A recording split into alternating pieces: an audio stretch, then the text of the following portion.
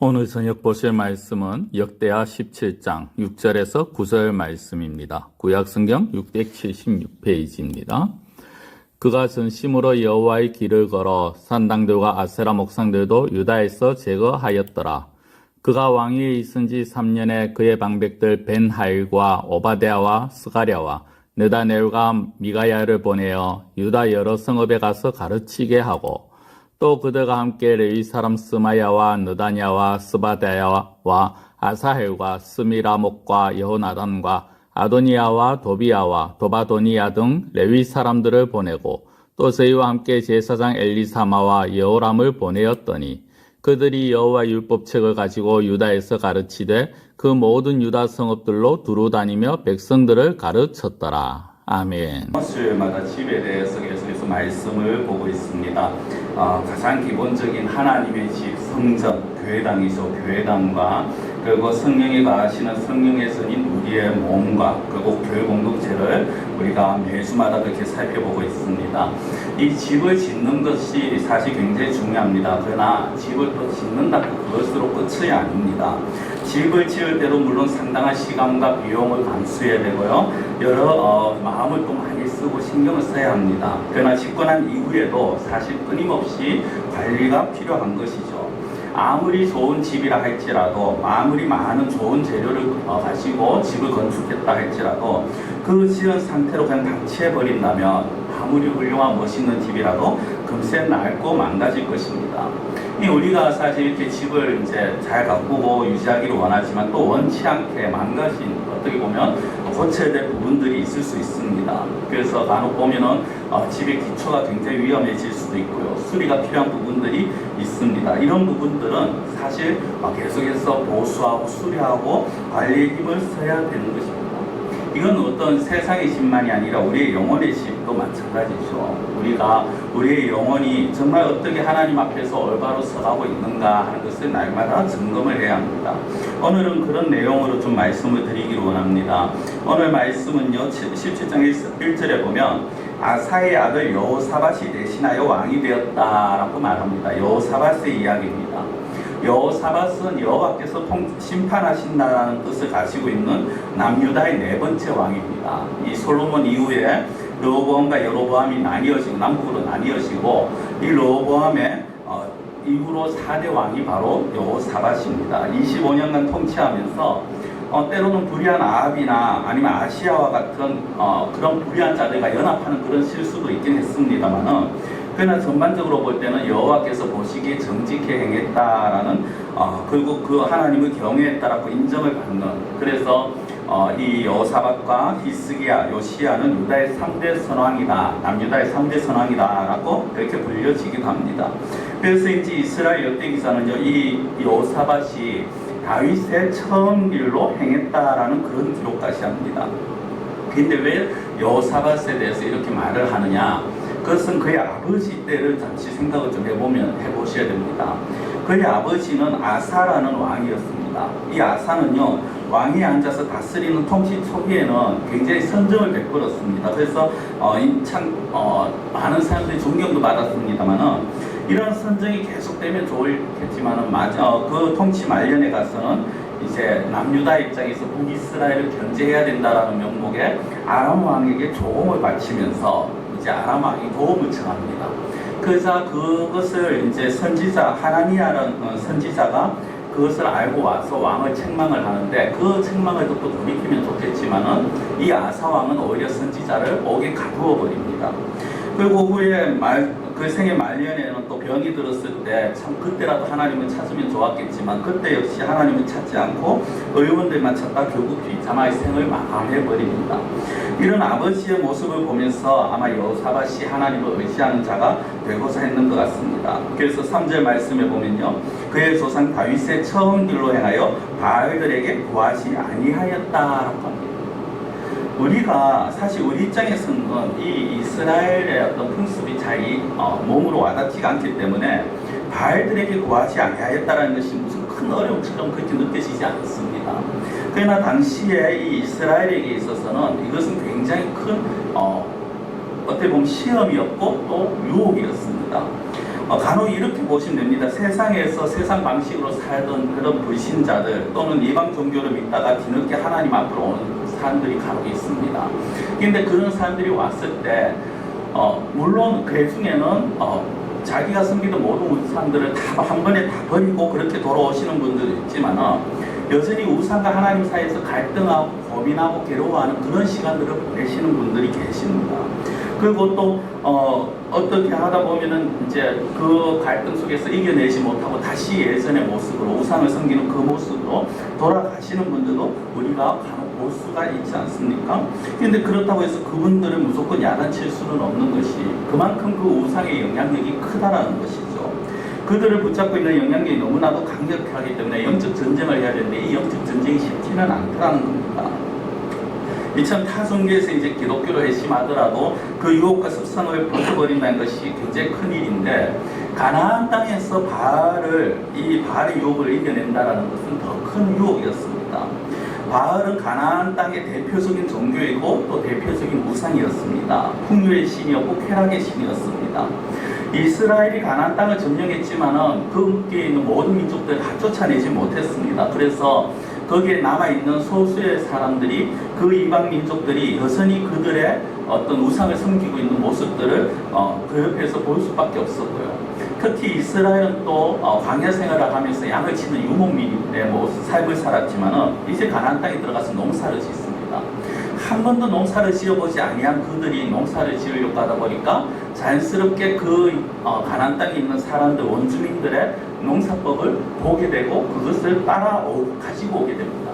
그런데 그것을 가지고 오면서 은연중에 자기들도 모르게 우상을 섬기는 그런 모습들까지 가지고 오게 되고 그런 우상의 문화에 자기들도 빠져버리게 되더라는 겁니다.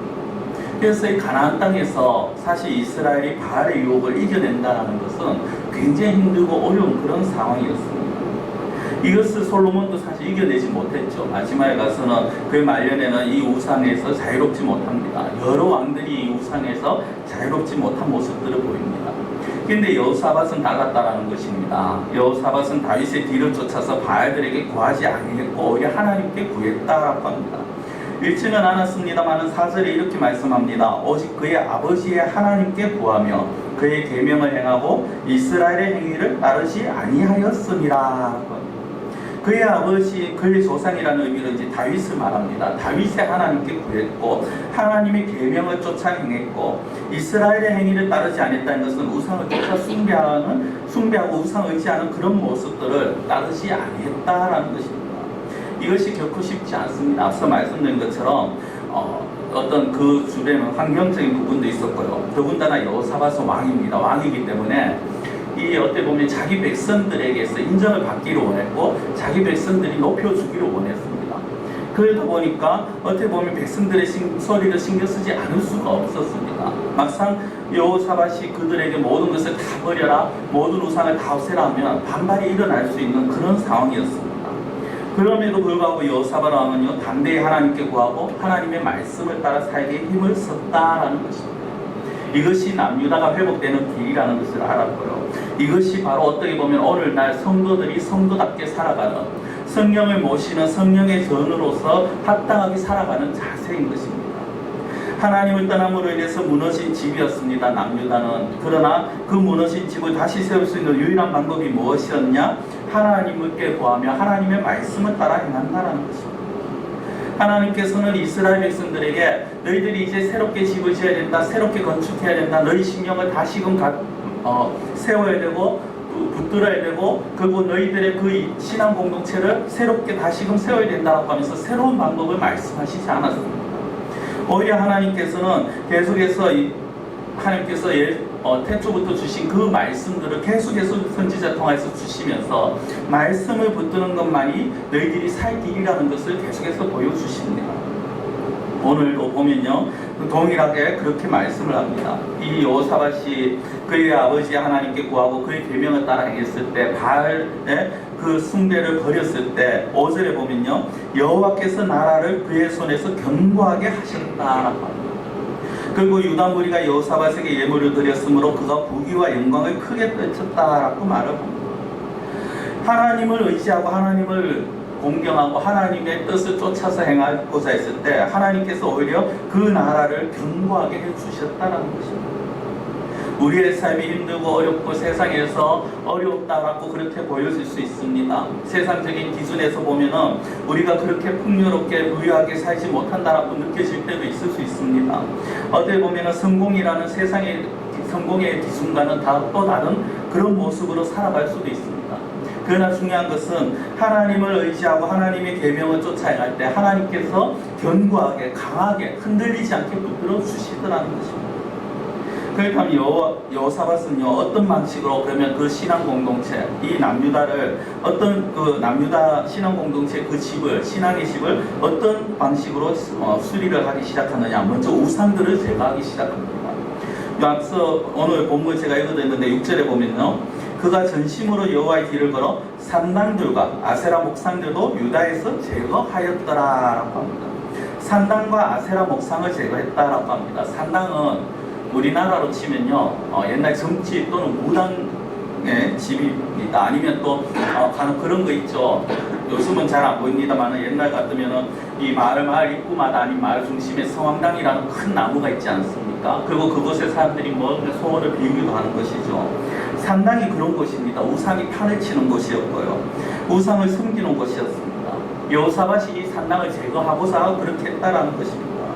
근데 완전히 제거를 못한 것 같아요. 왜냐하면 열왕기상에 보면은 정말 어떻게 보면은 이 여호사밧 열왕기상 22장에 보면 산당은 폐하지 아니하였다라는 말씀을 보면 오늘은 산당들과 아세라 목상들을 제거했는데 완전히 다 없애지를 못했다라는 겁니다. 그만큼 이 산당이라는 존재가 남유다에 뿌리 깊게 박혀 있었고 뿌리 깊게 그 안에 있었기 때문에 그것들을 다 없앤다라는 것 마치 잡초와 같은 것이었습니다. 그래서 제거하여도 어느 순간에 숨어있고 또 어느 순간에 다시금 생겨나는 그런 존재였습니다. 그러나 여호사밧은 우선적으로 그 산당과 우상들을 안 된다고 포기한 것이 아니라 그것을 제거하는 데 힘을 썼다는 것입니다. 그리고 또 중요한 것이 했는 일이 무엇이냐면 바로 하나님의 율법을 백성들에게 가르치도록 했다는 것입니다. 7절과 9절이 그 내용입니다. 7절에서 9절까지 보면 계속해서 사람의 이름이 나옵니다. 뭐 레위 사람도 나오고요. 그 다음에 방백들도 나오고 제사장의 이름들도 계속해서 나옵니다. 방백들을 보내고 레위 사람을 보내고 제사장을 보내서 무엇을 하게 했느냐 율법책을 가지고 가르쳤다라는 것입니다. 그것이 9절 끝에 마지막 부분에 보면요 그 모든 유다 성읍들로 두루다니며 백성들을 가르치더라. 세상의 지식을 가르치는 것이 아니라 농사법을 가르치는 것이 아니라 9절 앞부분에 보면 그들이 여호와의 율법책을 가지고라고 말씀을 가르쳤다라는 것입니다. 이것이 굉장히 중요한 겁니다. 우상을 없애는 것 중요합니다. 우상을 섬기지 않는 것 중요합니다. 내가 더 이상 나는 더 이상 우상을 섬기지 아니하고 이제는 이 세상의 것에 내가 연연하지 않겠다라고 그렇게 다짐하는 것 중요합니다. 근데 그 후가 더 중요하다는 겁니다. 무엇이냐면 사람이 심령 속에서 우상을 제거한 후에 그 속에 말씀이 들어차지 아니하면 그 속에 더 악해지는 그러한 현상을 일으키게 되더라는 것이죠. 마태복음 12장 43절에 보면 예수님이 이런 말씀을 하십니다. 더러운 귀신이 사람에게서 나갔을 때 물 없는 곳으로 다니며 쉬기를 구하되 쉴 곳을 얻지 못하고 이에 이르되 내가 나온 내 집으로 돌아가리라 하고 와 보니 그 집이 비고 청소되고 수리되었거늘 이에 가서 전보다 더 악한 귀신 7을 데리고 들어가서 거하니 그 사람의 나중 형편이 전보다 더욱 심하게 되느니라. 이 악한 세대가 또한 이렇게 되리라 라는 말씀을 하십니다. 더러운 귀신이 사람에게서 나갔다는 것은 우상을 섬기지 않겠다고 다짐했다는 겁니다. 이제는 우상에게서 자유롭게 됐다는 겁니다. 근데 그 귀신이 그 악한 영이 돌아다니는데 마땅히 갈 곳을 찾지 못하다가 다시 자기가 있던 그곳에 와보니까 깨끗하게 청소는 되었는데 그것이 청소만 되어 있고 안이 텅텅 비어 있더라는 거죠. 그래서 더 악한 귀신 7을 데리고 들어와서 그 위를 차지해버립니다. 이것이 무엇입니까? 그 자리가 내 안에 깨끗하게 추하고 더러운 것들을 다 씻어내고 다 비워냈으면 그 자리를 채워야 되는데 채우지 못하니까 더 악한 존재들이 들어온다는 것입니다. 사람은요 누구나가 다 죄인이었습니다. 그러나 하나님께서 우리가 하나님의 백성 삼아 주셨고요. 우리의 모든 죄악을 용서해 주셨죠. 그리고 그렇다면 이제 우리 안에 있는 우상과 죄악이 아니라 이제 우리 속에 무엇을 채워야 되느냐? 말씀으로 우리 속을 채워야 되는 것입니다. 그렇지 않으면 이전보다 더 악한 자가 되어진다라는 것이죠. 우리가 하나님의 백성이 된 이후에 나도 모르게 내 안에 들어오르는 우상들이 있습니다. 나도 모르게 생각하는 탐욕들이 있습니다. 탐심이 있습니다. 내가 더 의지하는 것도 있습니다. 그것을 우리가 막아야 합니다. 여기까지는 누구나 다 인지를 합니다. 근데 이것을 내 힘으로는 사실 막을 수 없습니다. 막아야지 말만 해도 말만 할 뿐이지 그것을 막지 못합니다. 그러나 막을 수 있는 유일한 방법이 있는데 그것이 무엇이냐? 말씀으로 채워놓으면 그 안에 더 이상 악한 존재들이 들어오지 못한다는 겁니다. 악한 생각이 파고들지를 못한다는 것입니다. 말씀으로 우리의 빈 심령을 채울 때 우리의 우상과 우리가 우상과 죄악의 유혹을 이겨낼 수 있다는 것입니다. 제가 오늘 9절까지 읽어드렸습니다만 이 뒤에 10절 이하에 보면요, 하나님의 말씀으로 이스라엘을 다신 여호사밧으로 인해서 하나님께서 주변 나라들에게 두려움을 줍니다.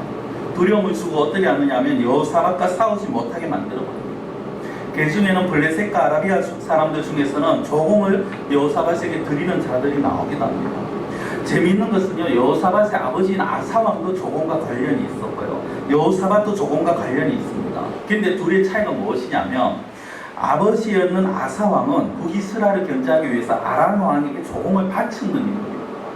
그러나 그 아들 여호사밧은요, 오히려 주변 나라들이 여호사밧에게 조공을 바치더라는 겁니다. 어떻게 단순한 부자시간인데 이런 어떤 한 세대 만에 상황이 이렇게 180도 바뀔 수가 있습니까? 그것은 아사왕은 사람을 의지했습니다. 그러나 여호사밧은 하나님을 의지하고 하나님의 말씀을 붙들었습니다. 여호사밧은 뭔가 거창한 걸 하지 않았습니다. 단지 하나님 앞에서 자신의 할 일을 다 했습니다. 그것이 무엇입니까? 이스라엘 안에 있는 우상을 제거하는 데 힘을 썼고, 이스라엘 백성들에게 말씀을 가르치는 데 힘을 썼습니다. 그것이 오히려 그 모습들이 하나님으로 하여금 기쁘게 보셨고, 하나님께서 기쁘게 보시고 하나님께서 여호사밧을 강하게 만들어 주시더라는 것입니다. 성도 여러분, 오늘 말씀이야말로 하나님께서 모든 것을 다 하신다라는 것을, 그런 것을 잘 보여주는 그런 내용이죠. 하나님께서 모든 것을 다 하십니다. 다 하신다고 해서 성도가 아무것도 할 필요가 없다라는 말이 아닙니다. 오히려 성도는요, 가장 중요한 일을 해야 합니다. 그것이 무엇입니까? 자신의 욕망을 죽이고 하나님의 말씀을 붙드는 것입니다. 남유다가 자신들의 힘을 의지하고 사람들을 의지할 때마다 그들은 무너졌고 어려움을 당했습니다. 그러나 그들이 사람이 아닌 하나님을 온전히 의지할 때, 왕을 통하여서, 왕부터 시작해서 모든 사람들이 하나님의 말씀을 듣고 그 말씀을 붙들었을 때 하나님께서는 그들을 더욱더 강하게 만들어 주셨다는 것입니다. 이것은 이스라엘만이 아닙니다. 오늘날 신앙 공동체, 우리 교회도 마찬가지고요, 우리 개개인에게 모두에게 동일하게 적용되어지는 말씀입니다. 우리는 우리 안에 있는 우상을 버려야 합니다. 우상 다른 거 아니죠. 욕망입니다. 탐욕입니다. 개개인의 욕심입니다. 이런 것들을 버려야 합니다. 죄악된 생각들을 버려야 합니다. 세상의 어떤 방식을 쫓아서 하고자 하는 그런 유혹들을 버려야 합니다. 그리고 더 중요한 것은 그 자리에 말씀으로 채워야 합니다.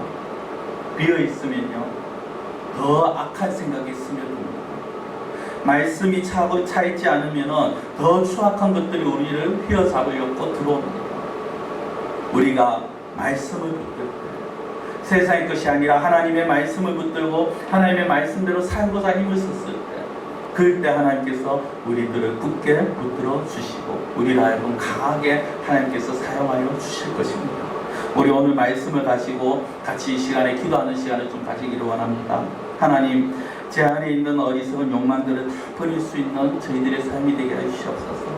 세상의 방식과 세상의 어떤 유혹들을 이겨내게 하여 주시옵시고, 죄악된 것을 버리게 하여 주시옵시고, 그 빈자리에 하나님의 말씀으로 채워가는 우리의 삶이 되게 하여 주시옵소서.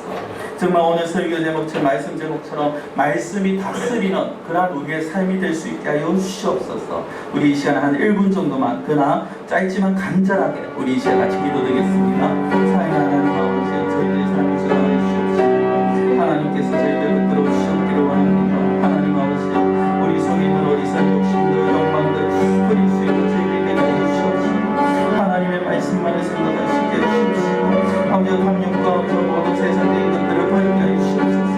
우상을 제거하게 해주시옵시고, 산당을 제거하게 해주시옵시고, 우리 틈만 나면 파고 들어오는 그런 아버지여, 참으로 아버지여 추하고 들어오는 것들을 아버지 버리게 해주시옵시고, 뿌리치게 해주시옵시고, 하나님 아버지 그 자리에 말씀으로 세우시게 해주시옵소서. 말씀으로 저희의 심령을 채워 마음의 아버지 어느 한 곳에 빈자리 없이 말씀으로 가득 차게 하여 주시옵소서. 말씀이 저희들을 다스리는 아버지 어서의 삶이 되게 하여 주시옵소서. 하나님 아버지 어서의